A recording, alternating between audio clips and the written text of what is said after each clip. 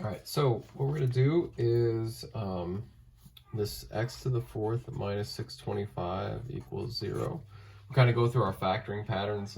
There's no monomial to factor out. So then we think like, all right, well, what kind of pattern might this fit? This one actually kind of mushes two patterns together, difference of squares and also quadratic form, because this doesn't really look like the difference of squares, although we will figure out what this is squared. But but this one it's maybe not obvious, but if I write this in this way, x squared squared minus, and then this turns out to be 25, I think, yeah, 25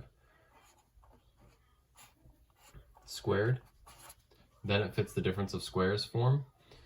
And so what we're going to do then is break that up using difference of squares. Remember that difference of squares says something like this: a squared minus b squared equals a minus b times a plus b. All right, and so that will result in this: x squared minus 25 and x squared plus 25. And then at each step, I don't know if I said this in the video or not, but at each step you want to pause for a second and ask yourself, does anything else factor? And it turns out that this thing on the left here does factor. That's also a difference of squares. It's x squared minus x squared minus 5 squared. So that will also factor into x minus 5, x plus 5. Let's suppose that you didn't catch that. Okay, so let's suppose that you just got here, you thought, okay, well, it's factored, so now what do I do?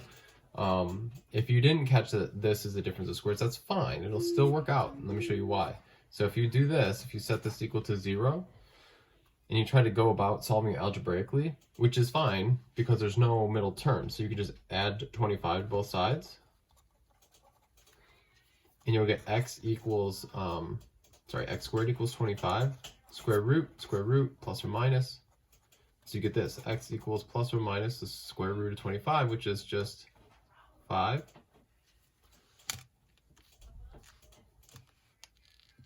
Oops.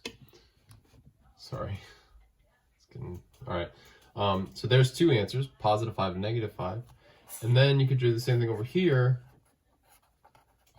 but you'll find out that when you subtract 25 over, if you square root it, you're taking the square root of a negative. So this is not real. No real solutions are not real solutions. So your only two answers then are x equals plus or minus positive 5 and negative 5 are your only two answers.